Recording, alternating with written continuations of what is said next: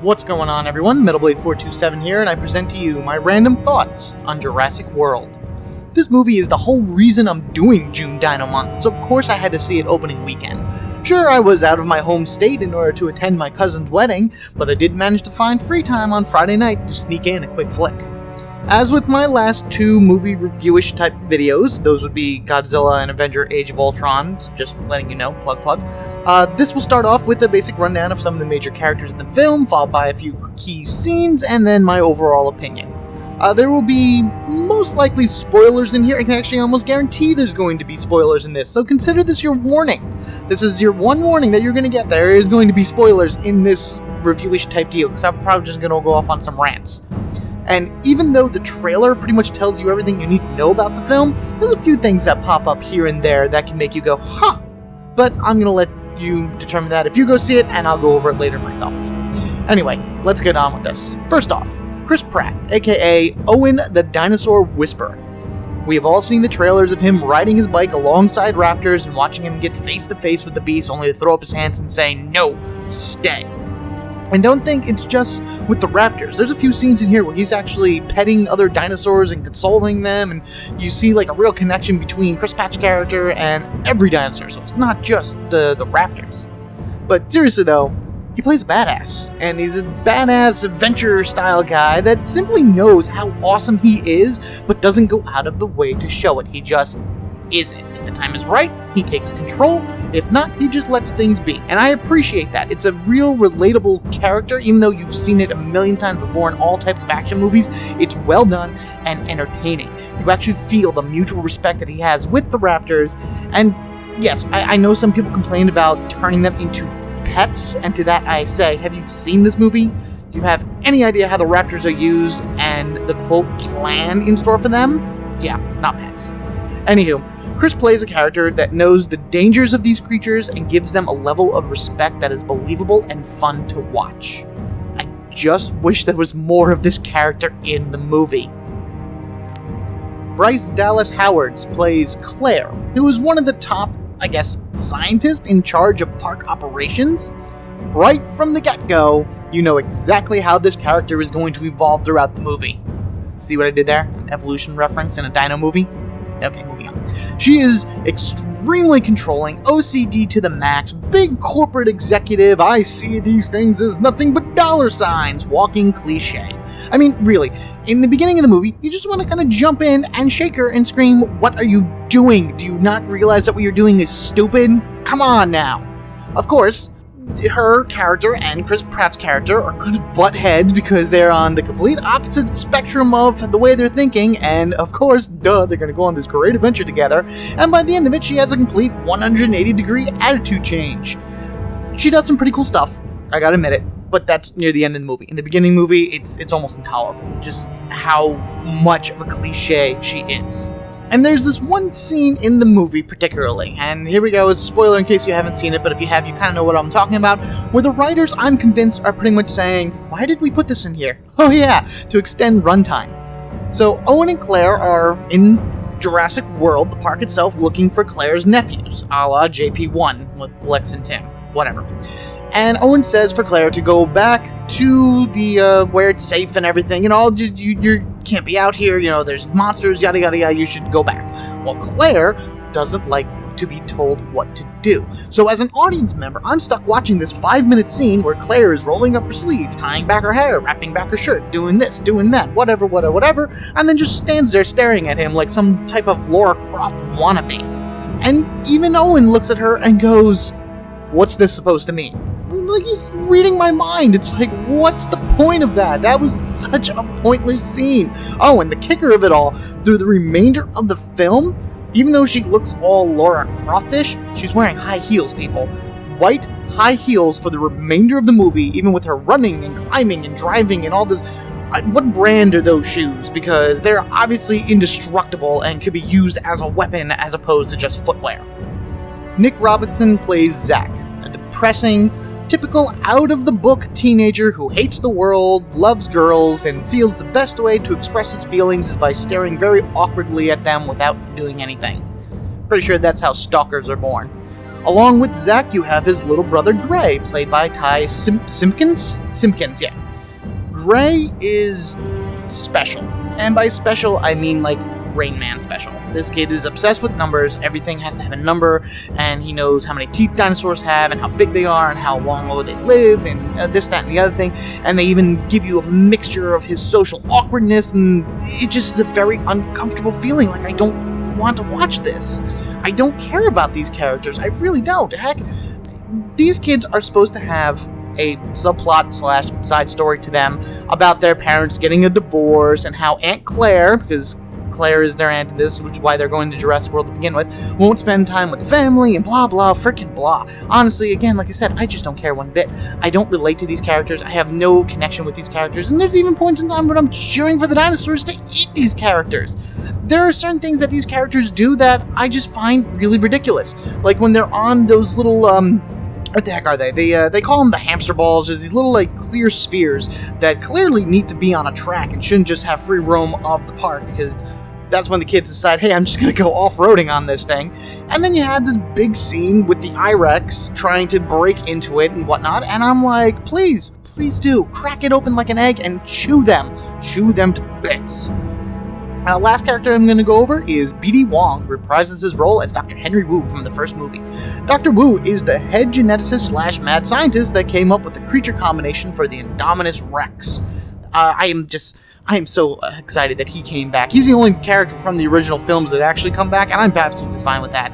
And I enjoy him, even though he's not in the movie that much, every scene he's in. Kind of like how I feel about him during Law & Order SVU. You know, I look forward to seeing his role in the story, and whatever he has to say to go along with it. It's just a very entertaining piece of dialogue that he throws out. It's very convincing, very thrilling, and it could be absolutely nothing, but it's just so much fun to watch him, and I wish he was in the movie more, but I'm happy with what I got.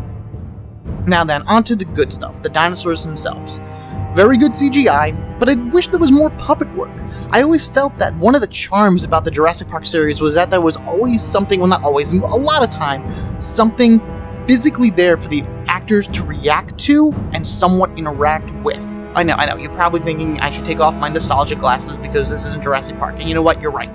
But with that said, I knew fully well that this movie can't be Jurassic Park, but should still work within the guidelines set by the previous films. That even includes number 3, which is more of what to do right instead of what to do wrong. However, what this movie doesn't lack is excitement, and for that, we look towards the Indominus Rex. Oh, I-Rex, how awesome you are. I-Rex is made up of a mashup of every scary part you could ever think of in a dinosaur, mixed with various random abilities from modern animals. This thing can camouflage itself right wherever it is. And then you add in a dash of above-average intelligence and a splash of good old-fashioned monster movie suspense and stalking.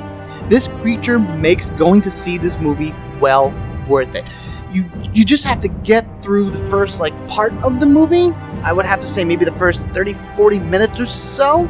But once you actually get introduced to the I-Rex and things start happening, oh man, it is just excitement from there on out. This is your main villain, and she is able to bring this park down to the ground.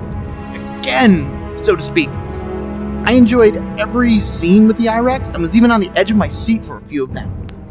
There are reviews out there that criticize her for killing for sport, I have to say, but I think that's what makes Indominus such a great creature. It's not about the food, it's about power, it's about control, and it's about taking what she thinks is hers. Something that InGen felt while coming up with the idea for a better attraction to bring in guests. Yeah, that's pretty much the theme behind it all. So from the moment you first meet her to her inevitable end at the end of the film, Indominus Rex is a non-stop excite train whenever she's on screen, which is pretty much half the movie actually, so you get pretty good amount of her throughout the whole thing. Way more than I can say for Godzilla though. Oh, I just made myself sad. To move this along, I'm going to go on a quick rant here. Please understand though that I like this movie and I very much recommend it to people. But with that said, do not set the bar as high as the hype train wants it to be. It's a very good movie. It's not a great movie. Okay. First off, again, through the reviews, I've seen that there are basically 2 words that keep popping up over and over again. The first word is cliche. which I already went over, but really this movie isn't breaking any new ground with character development. You know that, move on.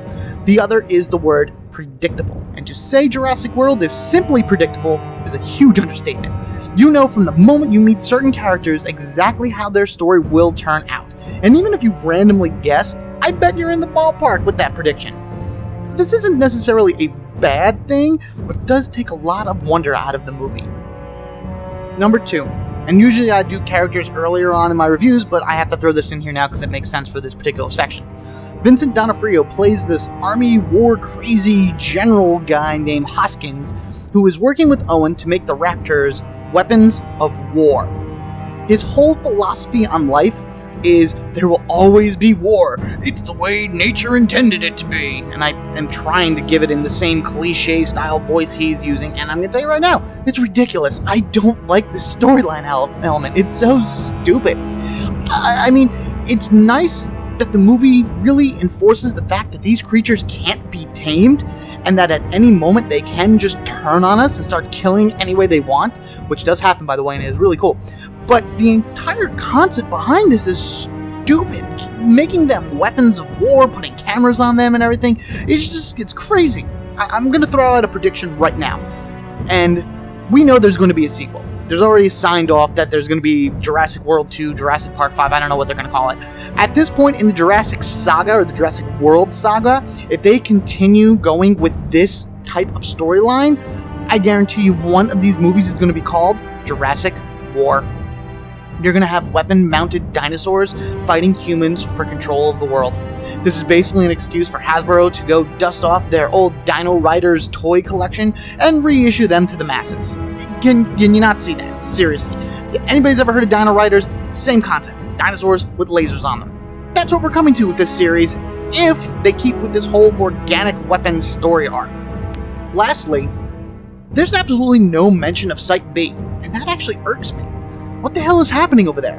We know it exists. It's made in this particular world known that Lost World exists. I mean, did you ever see Jurassic Park 3? I know it's kind of hard to go there and see it, but it's made mention at the end of the movie that this other island exists, that these creatures are surviving, that they're growing, that they're flourishing, and they're leaving the island. The Pteranodons left the island. Plus, there are bigger, meaner things there. Why wasn't Spinosaurus in Jurassic World? I think that thing should have been brought over there. That would have brought in the masses like crazy. What's with that? There's a bit of a hint, I guess, near the end of the movie that kind of talks about an off-site lab, but that doesn't necessarily mean it's Site B. It could be anywhere. I mean, the movie gave me enough story for me to know how Jurassic World came to be and what happened to Site A, but what about the Lost World? Guess we'll find out in the sequel. With the bad does come the good, so here are some really good points to Jurassic World. First, they went right to the island, and I am so happy that they did that. Any character development, no matter how pointless it was, at least was on the island. As a viewer, you're in the midst of Jurassic World, walking through the park, checking out the attractions and all that other good stuff within the first 10 minutes of the movie. Excellent. Happy, glad that at least they didn't waste time not being there. Number 2, the idea of corporations wanting something bigger and better, but not thinking of the consequences of their actions and having it turn on them, almost crippling to the ground, to me, is a great time. I'm not really anti the man or anything like that, but to watch the scientists treat these creatures as things and not respecting them for being alive can get frustrating, so it's kind of a sense of justice when they start eating people. You start cheering for the dinosaurs as they go on their rampage and everything like that, and that's all part of the excitement that this movie brings, where you're not just cheering for the humans, you're cheering for the dinosaurs as they're eating people, which is just greatly done and is so fun, especially when the flying creatures are coming down and dive bombing the people as they're running around. Number 3, where there is no Spinosaurus, there is a Mosasaur, a huge underwater creature that is, I guess you can say, the T-Rex of the ocean based off of the way that they're marketing him for Jurassic World. Like most other key figures in the movie, he doesn't really come up much, or she, they're all she's again, but it's awesome. She is so awesome when she does like eating of the creatures and flying out of the water, and even her little cameo point, it's not really a cameo, a little bit at the end where she kind of sneaks in there right at the end of the film. It's so you kind of predict it as things move closer to that point, but it's still really cool watching her just kind of pop up out of nowhere and then go back to the wall. And with that will be number 4, and I'm talking about the final fight scene between dinosaurs. In my eye, it's a rather epic fight. Many fan favorites are locking teeth and claw with each other in order for supremacy of the island. It's very cheesy at times, but a good way to end the movie. And that's pretty much all I'm going to say about it. I think you should go see it for yourself, so this way you can get an idea of exactly how this fight scene moves forward and how you can actually see all the dinosaurs interacting with each other in order to protect their home, in a sense. Number 5 would have to be that this movie references itself. And by that I mean there's a character in this movie who is in the control room, and he is actually wearing a Jurassic Park shirt. And he says that he bought it off eBay, it was expensive because it was from the original island and all this other stuff, so it makes reference to what happened in Jurassic Park 1. It almost makes it seem like Jurassic Park, Lost World and 3 never happened, but there's a lot of reference to the original Jurassic Park in this movie, and I appreciate that because even though this movie is being called a reboot or a re-something, whatever, it's making references to its original movie source. There's even a scene in here where you're in the original visitor center from Jurassic Park 1, and I love that because you have the sign that's there, you have the big raptor mural that's on the wall, you have the big sheet that said, "When dinosaurs ruled the world," and bones and everything, and it's just really cool. They even take, I don't know how these kids managed to fix a vehicle that's been sitting there for 20 years untouched in a matter of 5 minutes. Just so stupid, in my opinion. But at least they are able to jump into an old Jeep Cruiser, get it all revved up, and drive away. So I like that they brought in old aspects for the nostalgia person in me while still giving me new stuff for the movie. So where does Jurassic World stand in the ranking of the series? Personally, I'd say right behind the first movie. You can't beat the original Jurassic Park, but you sure can outshine Lost World in 3, which is exactly what this movie did. Is this movie predictable? Yes. Cliche? Absolutely. Fun? You better believe it. It's worth a trip to the theaters to see, especially if you're a fan of the franchise. After you get through the first part of the movie, you're in for quite a treat as the movie progresses and things start getting more and more exciting. Plus, we know there's going to be more. The movie told me that even before I read it online. See? Predictable. This, of course, is just my opinion, but I encourage you to go out, watch it, and make your own judgment. Let me know what you thought of it in the comments below, or if you know somebody that saw it, or just in general, whatever you think. And be sure to like, share, and all that good stuff this video with your friends, family, and all that other good stuff. Of course, if you haven't already, hit that subscribe button so you can get equipped with me, MetalBlade427, and thank you so much for listening to me ramble on and on about this. Go check out my other dinosaur-related videos or anything else that happens to be on my channel. I'm getting a lot of variety going with this. And as always, you all have a good one, and I will catch you all later.